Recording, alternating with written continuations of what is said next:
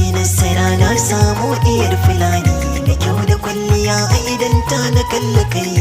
Nasarar ka mai sauki ce ga yar fulani, ko mu baka shanu tafiyar mu karka zauna.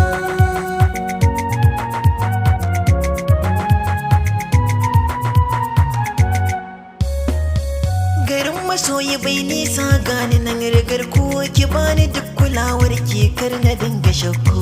Nasara idan na samu na je gidan ku na gaida babba shine mai gyara tarbiyar ku.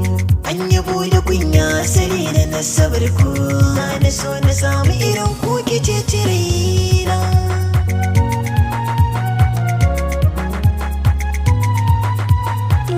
Diyar fulani ba samun ta sai da gasa, darajar mu ta kai da mu ba nuna wasa. Al'adun mu sun nuna ka san ka kunsa, ta da duk mazaje tafiyar kana da nisa.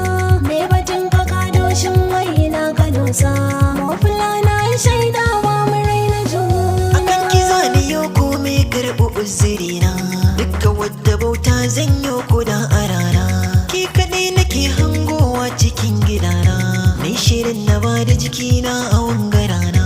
Shaɗi in an zo zan bayar da dukka kaina, a bani shanu in je kiwo ki zo da Nasarar ka mai sauki ce ga yar fulani, ko mu baka shanu tafiyar mu karka zauna.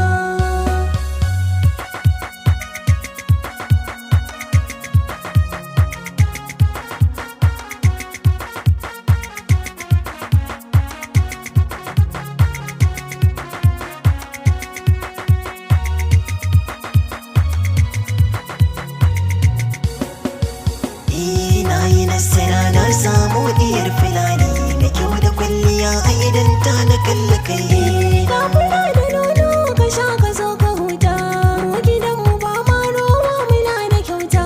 Mu je mu zagaya ƙauyen namar makota, yau rigar mu dai ka zo yanzu ka gata.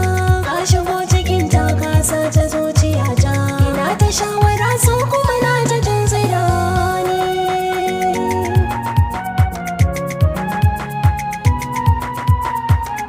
Na yi jarrabawar naci an bani maki, na rike kamun kin ga kwana zamo sadauki. Yau da ni da ke sai dai ai batun sadaki, dukkanin su dangi na za su zo su larki. A kira ma Hausa fulani na zan mijinki, gani ga kina bar wani dukkanin tunani.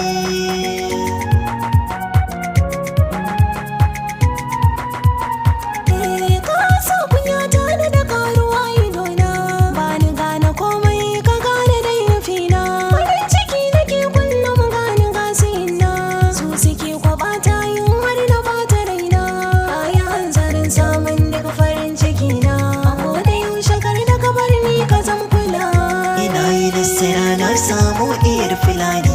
Kiwo mu baka shanu tafiyar mu